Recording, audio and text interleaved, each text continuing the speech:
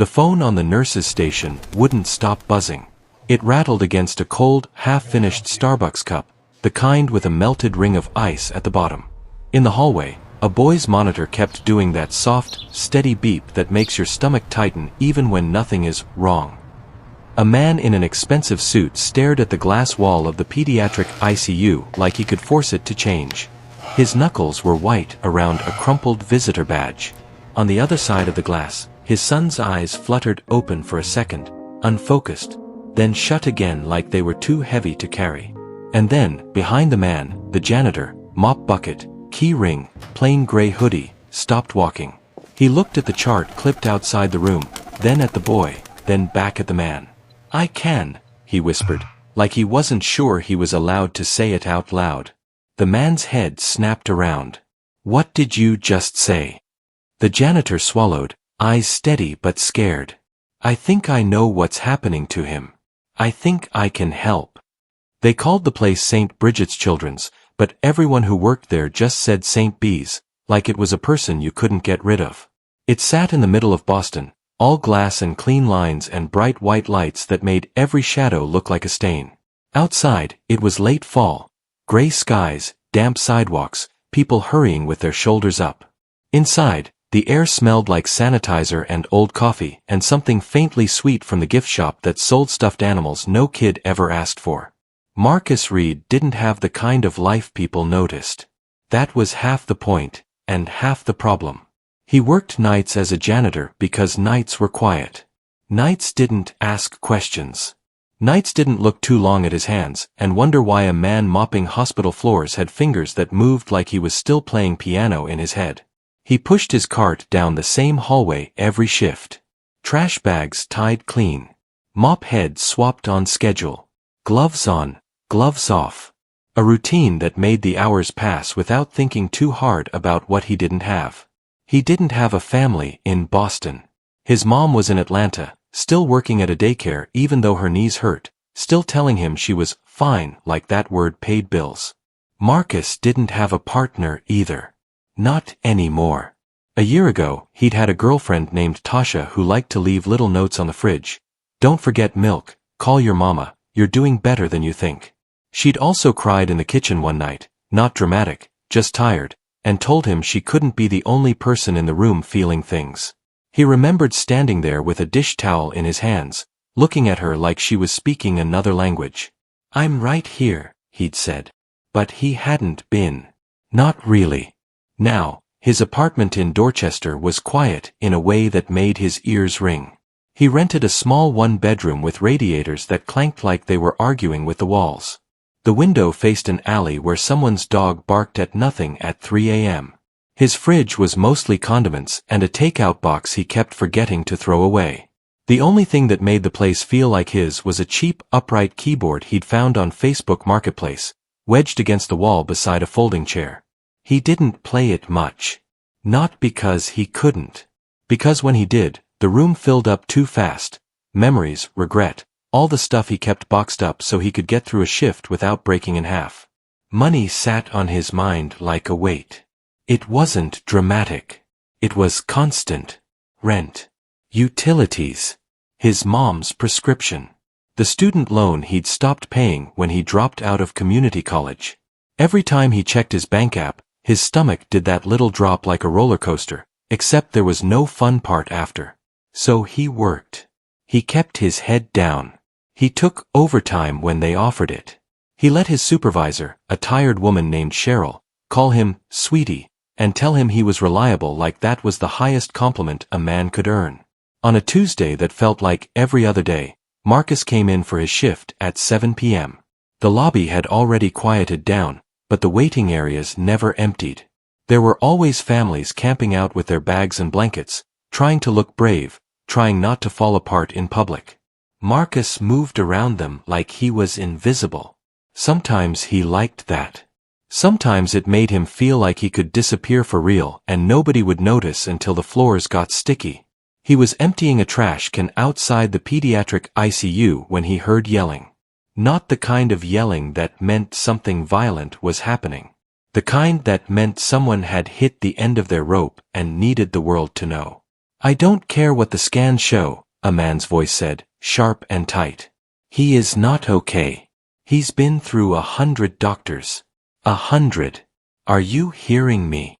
Marcus froze for a second, the way people do when a stranger's pain cuts through your routine.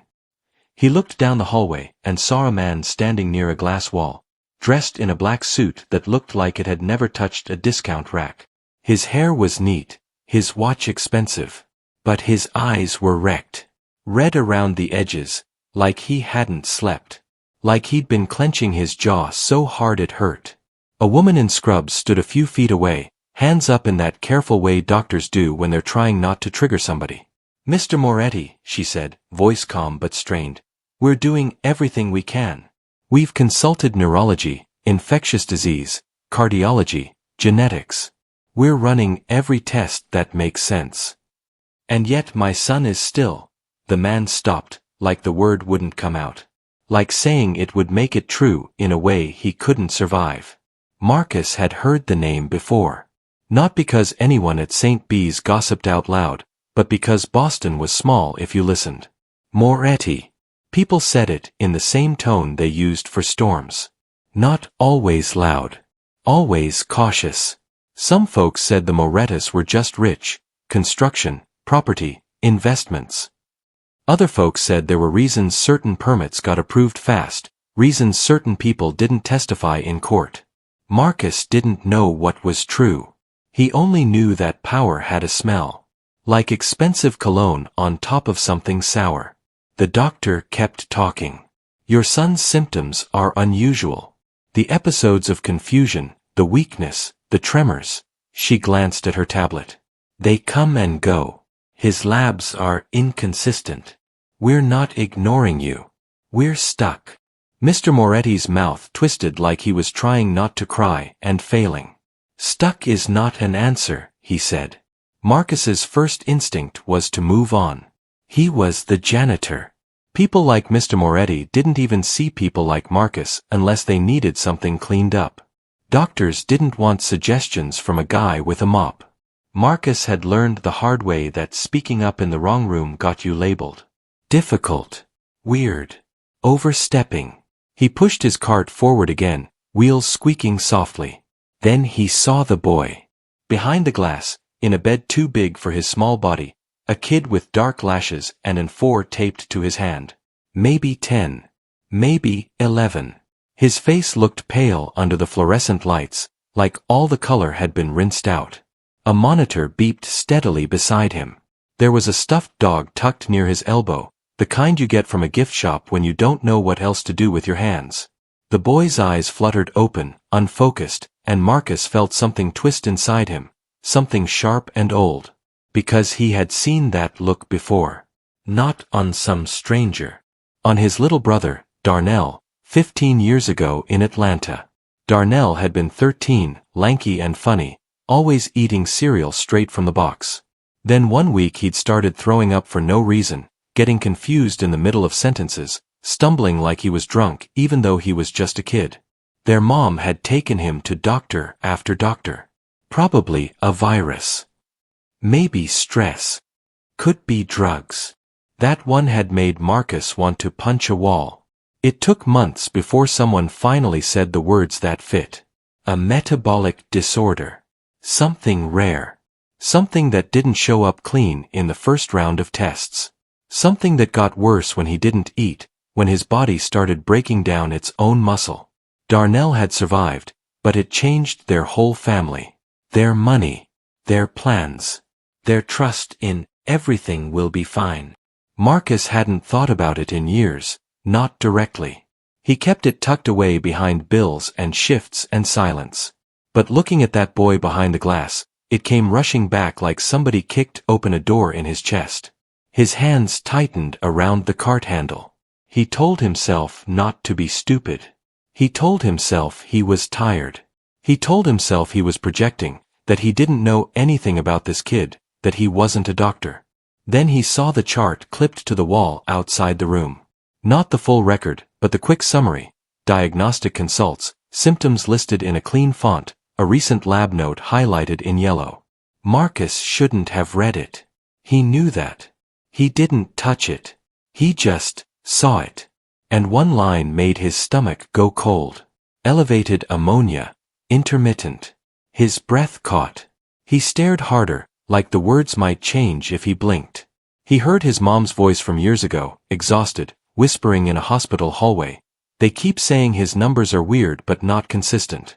Like he's sick, and then he's not. Marcus swallowed.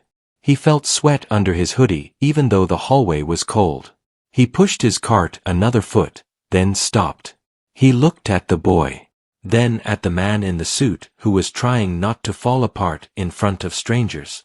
Then at the doctor who looked like she'd been carrying too many impossible cases for too many years. Marcus's heart thumped hard enough to make his throat hurt. He didn't want attention. He didn't want trouble. He didn't want to be wrong. But he also didn't want to walk away and spend the rest of his life wondering what would have happened if he'd said something. So he cleared his throat, quietly, like he wasn't sure he deserved sound in that hallway. The doctor glanced over first, distracted. Mr. Moretti turned slower, his eyes landing on Marcus like he'd just noticed the room had another person in it. Marcus's mouth went dry. He almost backed off. Then he heard himself say it anyway, barely above a whisper. "I can," Marcus said. "I think I know what's happening to him. I think I can help." Mr. Moretti stared, disbelief and anger and hope all mixed together so tight it looked painful. "You're the janitor," he said, like it was an accusation and a fact at the same time. Marcus nodded once. "Yeah," he said. "I am." The doctor's eyebrows lifted, but she didn't laugh. She looked at Marcus the way good doctors look at anything unexpected, skeptical, but listening. Marcus's hands shook a little. He forced them still on the cart handle. "I'm not trying to disrespect anyone," he said, voice careful. I've seen this before. In my family." Mr. Moretti took a step closer, and Marcus could feel the man's desperation like heat. "What do you mean you've seen it?" he demanded. Marcus stared at the floor for half a second, grounding himself in the shine of the linoleum, the squeak of his cart wheels, the normal details of his job. "I mean I watched doctors miss it," he said. "And I watched a kid almost not make it because nobody wanted to consider something rare." He looked up. "I think your son needs a different kind of test. I think it might not be his brain. It might be what his body can't process." The doctor's face changed, like a new door had opened in her mind. "What exactly are you suggesting?" she asked, slower now. Marcus swallowed hard. "A metabolic workup," he said. "A urea cycle disorder. Something like that." "The ammonia," he nodded toward the chart without pointing. "That's not nothing." Mr. Moretti's eyes narrowed, but his voice cracked when he spoke. "If you're wrong," he said, "you understand what you're doing to me, right?" Marcus met his gaze. "Yeah," he said quietly. "I do." And for the first time in a long time, Marcus felt the weight of reality shift. Just a little. Not because the world became easy, but because he finally stopped pretending he wasn't part of it. They didn't rush Marcus out of the hallway. That surprised him more than anything. The doctor, her name tag read Dr. Elaine Porter, asked him to step into a small consultation room off the ICU wing. It was one of those rooms meant for conversations, which usually meant bad news. There was a round table, 3 mismatched chairs, and a box of tissues that had clearly been refilled too many times. The overhead light buzzed faintly, like it was tired too. Mr. Moretti sat down hard, elbows on his knees, staring at the floor. Up close, Marcus could see the cracks in him. The suit was expensive, sure, but it was wrinkled now. His hands trembled when he rubbed his face. He smelled like coffee and stress and something metallic, like fear. Dr. Porter didn't sit. She leaned against the counter instead, arms crossed, not defensive but thoughtful. "Marcus," she said, testing his name like she wanted to get it right, "tell me exactly what you noticed." Marcus hesitated. This was the part where he usually shut down. Talking about Darnell always felt like reopening a scar that never fully healed. He had spent years learning how to keep his voice even, how to summarize pain so it didn't spill everywhere. My brother, he started, eyes fixed on the table, got sick when he was 13. Out of nowhere. Confusion, throwing up, couldn't focus. Sometimes he'd be fine. Sometimes he'd look lost. He searched for the word. Like his body wasn't talking to his brain right. Mr. Moretti's head snapped up. That's exactly what it's like, he said. 1 minute Luca's joking with me about homework.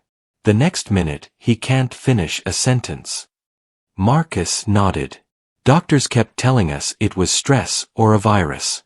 One even asked my mom if my brother was using drugs. His jaw tightened at the memory. But his labs were weird. Not dramatic. Just off. Especially ammonia. Dr. Porter uncrossed her arms. And what was the diagnosis? She asked. A urea cycle disorder, Marcus said. Rare. Genetic. His body couldn't clear ammonia properly. When it built up, it messed with his brain.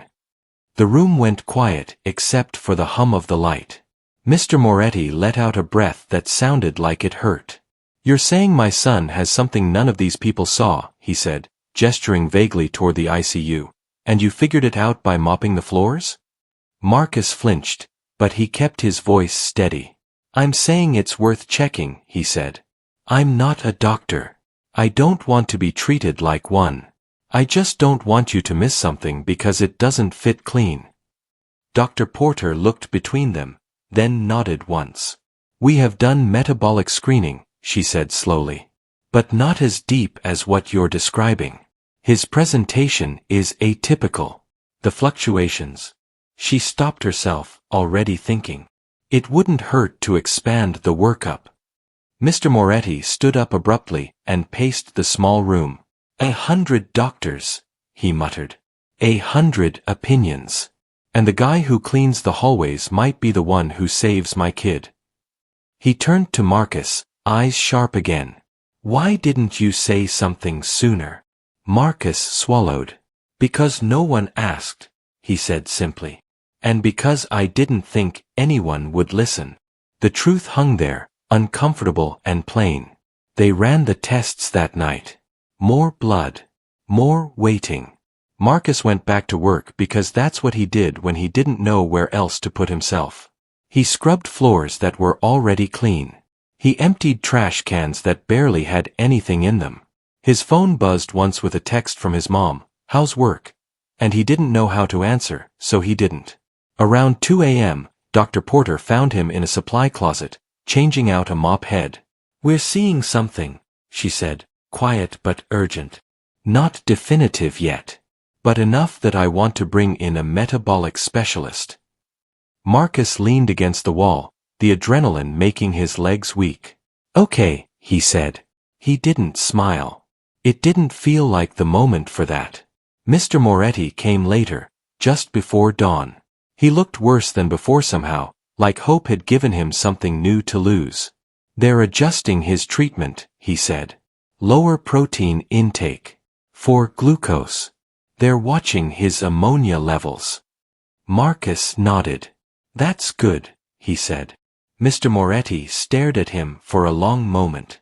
Why are you really here? He asked. Marcus frowned. I told you. No, Mr. Moretti said. I don't mean tonight. I mean, why you're cleaning floors when you clearly know things. Marcus let out a slow breath. Life, he said. Happened. He thought about community college and the music program he'd dropped out of when Darnell got sick. Thought about bills and responsibilities and how quickly, temporary, turns into forever if you're not careful. I do what I can, he added. Most days, that's enough. Something softened in Mr. Moretti's face. You didn't have to do this, he said. You could have walked away. Marcus shrugged. So could you, he said gently. But you didn't. They stood there in the quiet hallway, two men from completely different worlds, connected by the same thin thread of fear and stubborn hope. Later that morning, Marcus sat in his car in the hospital parking garage, hands resting on the steering wheel. He didn't turn the key. The sun was coming up, pale and cold, lighting up the concrete like it was trying its best. For the first time in years, Marcus felt something unfamiliar settle in his chest. Not joy, not relief, just possibility. Fragile and uncertain, but real. And that scared him more than anything. By the third day, exhaustion stopped feeling dramatic and started feeling dangerous. Marcus hadn't slept more than a couple of hours at a time. He kept showing up for his shifts because routine was the only thing holding him together. The hospital lights felt harsher now. The hallways seemed louder even when they were quiet. Every beep from a monitor made his shoulders tense, like his body was bracing for bad news before his brain caught up. Luca's condition was better, but not fixed. The doctors said the ammonia levels were coming down. Slowly. Too slowly to celebrate. The metabolic specialist, an older woman with calm eyes and a voice that never rushed, explained things in careful language. Possible diagnosis. Ongoing testing. Long-term management if confirmed. No promises. Mr. Moretti listened to every word like it was oxygen. Marcus tried not to get pulled in too deep. He told himself he'd done what he came to do. He wasn't family. He wasn't staff. He was still the janitor who needed to clock in and out and pay rent. But it didn't work that way. Not when he passed Luca's room every night. Not when the boy smiled weakly at him once and said, "Hey, mop guy," like it was a title that mattered. That smile cracked something open. On Thursday night, Marcus found himself standing outside the ICU longer than usual, pretending to check his phone while actually staring at the floor. His reflection in the glass looked older than he felt. Dark circles under his eyes. Hoodie stretched thin at the elbows. A man who had learned how to stay small. Dr. Porter came up beside him. "You okay?" she asked. Marcus nodded automatically, then stopped himself. "Honestly," he said. "Not really." She waited. That's what surprised him. Most people filled silence because it made them uncomfortable. She let it sit. "I keep thinking about my brother," Marcus said finally. "About how close we came to losing him. About how different everything could have been if someone had listened earlier." "And," she prompted gently. "And I keep wondering why I didn't push harder back then," he said. "Why I didn't fight more." Dr. Porter leaned against the wall. "You were a kid," she said. "You did what you could." Marcus shook his head. "That's the thing," he said. "I always tell myself that. But what if what I could was never really the limit? What if I just backed off because it was easier than being the loud one in the room?" The words surprised him as they came out. He hadn't planned to say them. They'd just been sitting there, waiting. Dr. Porter studied him. "You know," she said slowly, "medicine misses things because people are human. So do families. So do systems. Guilt doesn't mean you failed. It means you cared." Marcus didn't answer. He wasn't sure he believed her. That night, Mr. Moretti stopped him near the elevators. He looked calmer than before, which somehow made him look more fragile. "They think you're right," he said quietly. "They won't say it like that. But I can tell." Marcus nodded. "I hope so," he said. Mr. Moretti hesitated, then said, "You ever think about doing something else? With your life?" The question hit harder than Marcus expected. He laughed once, short and humorless. "All the time," he said. "Then why don't you?" Mr. Moretti asked. Marcus looked at the elevator doors as they slid shut. "Because wanting something and being able to risk it are two different things," he said. "Because when you grow up watching everything fall apart the second someone gets sick, you learn to value stability over dreams." Mr. Moretti was quiet for a long moment. "I built my whole life on control," he said. "Money, influence, power. And it didn't stop this." He gestured toward the ICU. "If I could trade all of it to go back a week and catch this sooner, I would." Marcus felt that familiar twist in his chest. Yeah, he said. Me too. The breaking point came early Saturday morning. Marcus was halfway through his shift when Cheryl, his supervisor, pulled him aside near the supply room.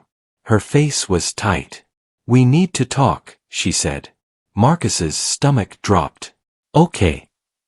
I've had a few complaints, she said. From administration. He waited. They say you're spending too much time near the ICU, she continued. Talking to families. Giving opinions. Marcus felt heat rush to his face. I wasn't. I know, Cheryl cut in softly. I know you. That's why I'm warning you before this becomes something official. You can't blur lines like that. You're putting your job at risk. The words landed heavy. Job at risk. Rent. Mom's prescriptions. Everything he'd built his quiet life around. I was just trying to help, Marcus said. I believe you, Cheryl said. But hospitals don't run on belief. They run on roles. After she walked away, Marcus stood alone in the supply room, staring at shelves of gloves and cleaning spray. The hum of the fluorescent light felt too loud. His hands shook. This was it. The moment he always ran from. He could step back. Apologize. Keep his head down. Let doctors take over and trust that Luca would be okay without him hovering in the background. Go back to being invisible. Or he could accept that speaking up had consequences. Later that day, Mr. Moretti found him again. They confirmed it, he said, voice unsteady. The disorder. They're starting a long-term plan. Relief washed over Marcus so hard he had to sit down. That's good, he said. That's really good. Mr. Moretti smiled, but it didn't last. Cheryl told me you might get in trouble, he said. Because of us. Marcus looked at the floor. Yeah, he said. That's on me. No, Mr. Moretti said firmly. That's on a system that doesn't know what to do with people who don't fit the box. He paused. I can make this go away. One phone call. Marcus looked up sharply. No, he said. Don't.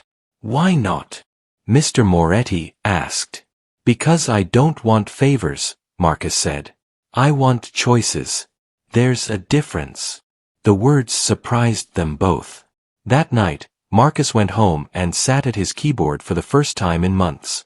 He didn't play anything complicated. Just simple chords. Slow. Uneven. Honest. The sound filled the small apartment, imperfect but alive. He stopped halfway through and laughed quietly to himself, a sound that felt strange in his own mouth. For the first time, Marcus understood that the hardest part of changing his life wasn't fear of failure. It was fear of finally admitting he wanted more. The letter from HR showed up on Monday morning, folded once and slipped into Marcus's locker like it was trying not to make a scene. He stared at it for a long time before opening it. The metal bench beneath him was cold. Somewhere down the hall, a cart rattled. The hospital woke up the same way it always did, indifferent to one man's nerves. The letter wasn't dramatic. No accusations. No threats. Just a reminder of boundaries. A note about appropriate professional conduct. A line that said his actions were being reviewed, followed by another that said no further steps would be taken at this time. At this time. Marcus let out a breath he didn't realize he'd been holding. It wasn't relief exactly. More like a pause. A warning that the ground under his feet wasn't as solid as he pretended. He finished his shift anyway. He always did.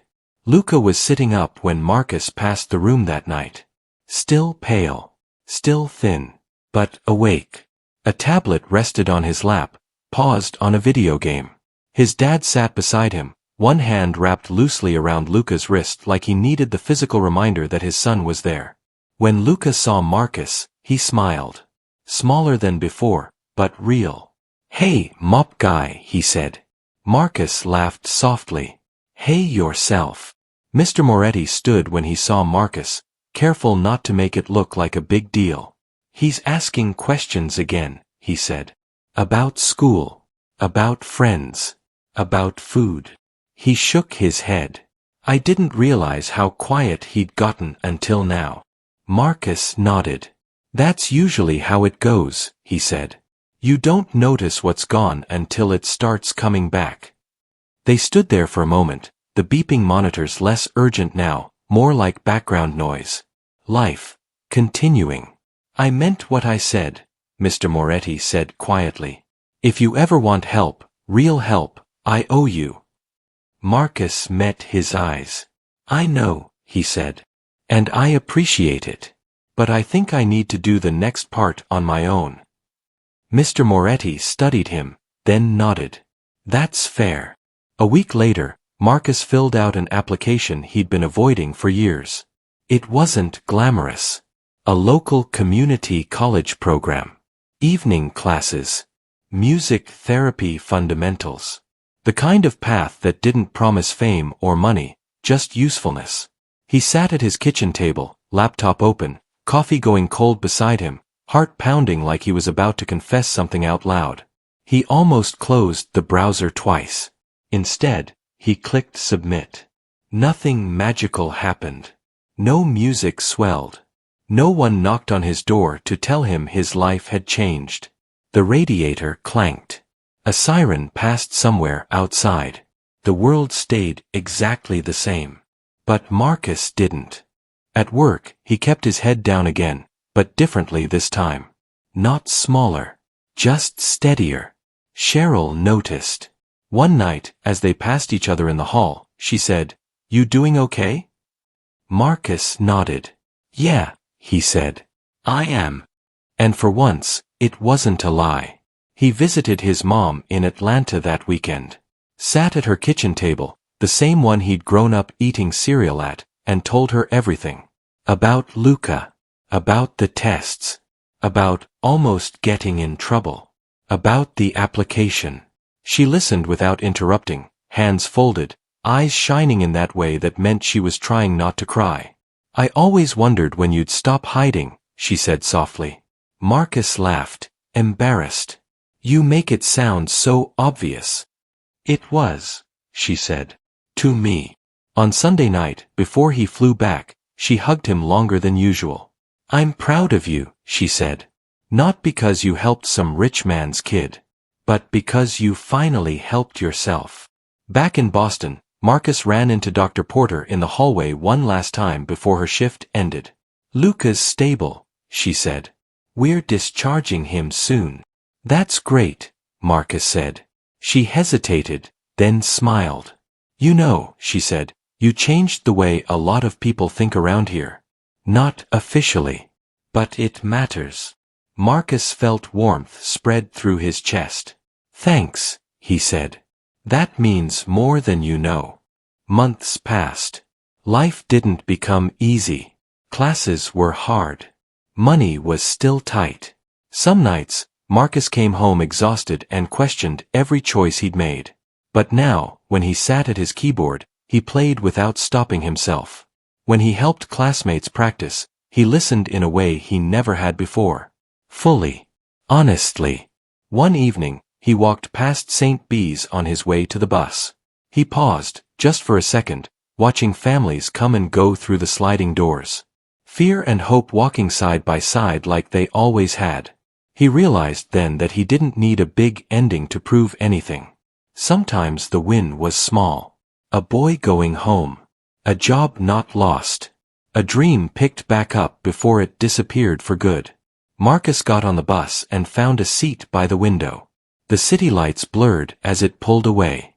He rested his forehead against the glass and let himself feel tired and proud at the same time. And if you've ever been in a place where your life felt smaller than it was supposed to be, maybe that's the part that sticks. Not the miracle. The moment you decide you're allowed to speak up.